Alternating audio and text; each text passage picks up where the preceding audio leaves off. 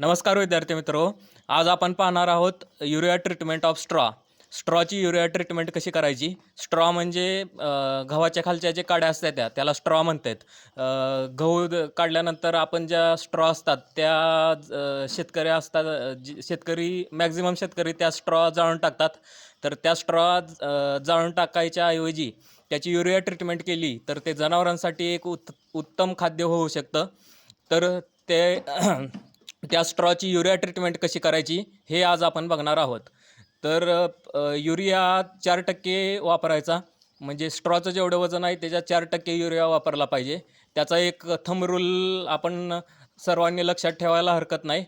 100 kg straw घ्यायचा, त्यासाठी 40 litre पाणी आणि 4 kg युरिया, म्हणजे 4 kg युरिया 40 लिटर पाण्यामध्ये मिक्स करायचा आणि ते 100 kg स्ट्रॉसाठी वापरायचा. वॉटर टू युरिया रेशो हा 10:1 पाहिजे, म्हणजेच 40 आणि 4 बघा 10:1 आहे, म्हणजे वॉटर 10 पार्ट असेल तर युरिया 1 पार्ट पाहिजे. तर आता 100 kg स्ट्रॉवर ते युरियाचं पाणी टाकायचं कसं, तर ते एकदम टाकायचं नाही.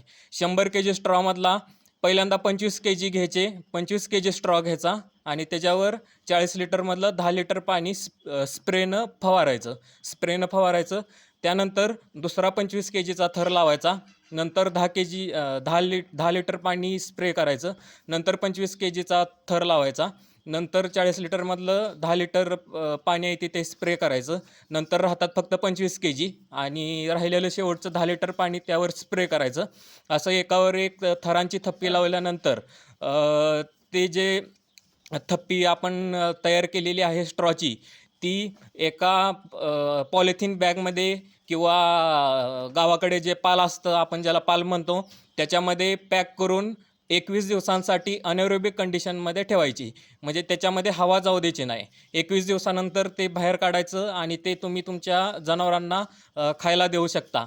तर याचे फायदे काय, तर स्ट्रॉ म्हणजे जे गव्हाच्या काड्या आहेत त्यातलं प्रथिनांचं प्रमाण वाढतं, त्यानंतर ऊर्जा वाढते आणि पचनक्षमता वाढते.